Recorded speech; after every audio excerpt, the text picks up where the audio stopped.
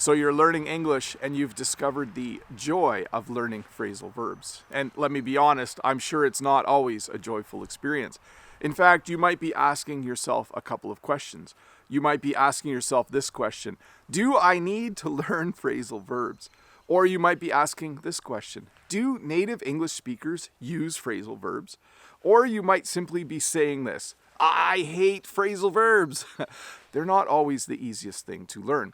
But before I answer that question, before I answer the question about whether you need to use phrasal verbs or not, let's look at a couple of things. The first thing I thought we should do is look at a recent song and see if there are any phrasal verbs in that song. I want to look at the words of a popular song to see if phrasal verbs are being used. So the song I thought we should look at is Save Your Tears by The Weeknd, a very popular song right now. There are actually two phrasal verbs in this song. The first phrasal verb is the phrasal verb to fall apart. When something falls apart, it goes from being in good shape to being in bad shape. I think in this song they're talking about a relationship that was really good, and now it's starting to fall apart. It's no longer a good relationship. And then the second phrasal verb in the song is the phrasal verb take me back.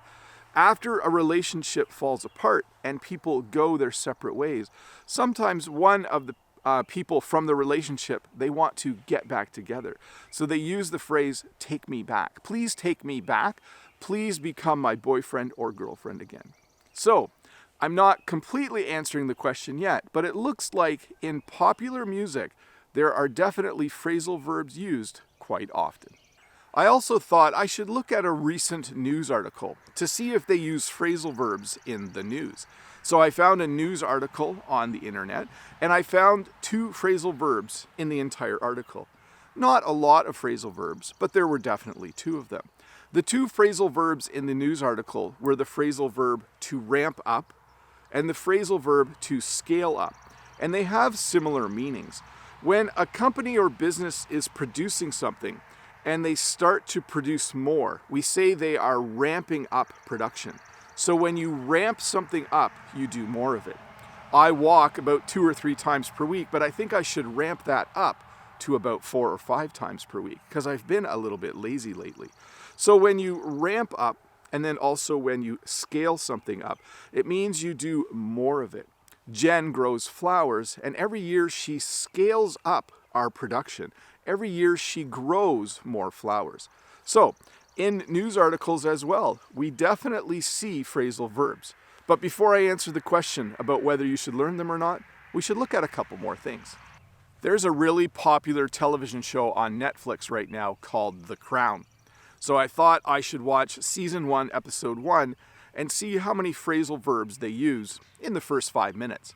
Well, surprisingly, in the first 5 minutes of season 1, episode 1 of The Crown, they use 3 different phrasal verbs. They use the phrasal verb to get through something. I believe the phrase is something like, I think that I will get through it. When you get through something, it means something difficult is happening in your life, but you're going to get to the other end and you're still going to feel good about yourself. When you try to get through something, you work out all the little details. The second phrasal verb they used is the phrasal verb to give something up. When you give something up, it means you stop doing something. And it happens a lot with relationships. If you marry someone from a different city, you might have to give up your job because you might need to move to the city where the person you are marrying is from. And then the last phrasal verb that they use is the phrasal verb watch out. This is the imperative form of the verb to watch, or to watch out is the phrasal verb. And it simply means be aware there might be danger around you. So, season 1, episode 1 of The Crown, I found 3 phrasal verbs in the first 5 minutes of the show.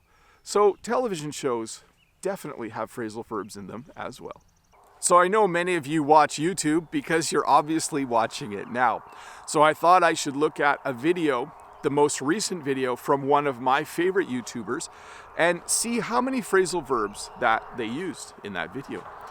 This is a video from Matty Hapoya, and it actually has him and his brother I think in the first 1.5 minutes of the video, I have my notes here. In the first 1.5 minutes of the video, Maddie and Teppo use 5 different phrasal verbs. So they are going to a rollerblade shop to buy some rollerblades, and they use the phrasal verbs to go back, which means to go someplace again. So when you go somewhere, you can go back there a few days later. They use the phrasal verb to test out, which means to try something. In the video, they test out some rollerblades. They use the phrasal verb to come in, which means to enter. They use the phrasal verb to hook someone up, which means to get something for someone. So if I needed rollerblades, I could go to that store and the person could hook me up with some new rollerblades. And they use the phrasal verb to come back. So in the first 1.5 minutes of their video, Teppo and Maddie use 5 different phrasal verbs. I didn't watch the rest of it, but I'm pretty sure if you watch YouTube videos, you're going to hear phrasal verbs. So what about everyday life? Does a native English speaker like myself use phrasal verbs when they're having conversations? Well, the answer is yes. Actually, in the last few days, I have used all of these phrasal verbs. I use the phrasal verb look forward. When you look forward to something, you're excited for it to happen. I use the phrasal verb to catch up because I phoned my brother and it was fun to catch up with him. When you catch up with someone, it means that you tell each other what's happened in your life recently. So I was able to catch up with my brother. I also was happy that I did that because I find during the pandemic, it's easy to grow apart. When you grow apart, it means that your relationship with someone isn't as strong because you haven't seen them as often. So it was nice to catch up with my brother because I don't want us to grow apart. I also used the phrasal verb to get started. There were many things that I needed to get started on this past week, and I used the phrasal verb give up because there was a certain thing I was talking about. I forget what it was exactly, but I didn't want to quit doing that thing. I didn't want to give up. So, do native English speakers use phrasal verbs in everyday conversations? Yes, they do. 100% we use phrasal verbs all the time.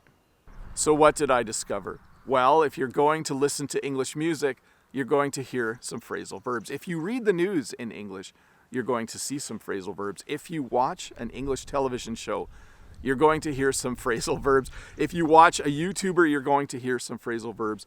And in order to have good English conversations, you're going to need to know some phrasal verbs. So to answer your question, do you need to learn phrasal verbs? The answer is yes. You definitely do need to learn some phrasal verbs. I know it can be a challenge. I know it can be difficult, but I think it is vitally important that you do that. Anyways, thank you so much for watching this little lesson/research project on phrasal verbs. I hope it helped you learn just a little bit more English. If you're new here, don't forget to click that red subscribe button over there and give me a thumbs up if this video helped you learn just a little bit more English. And if you're wondering who I am, I'm Bob the Canadian.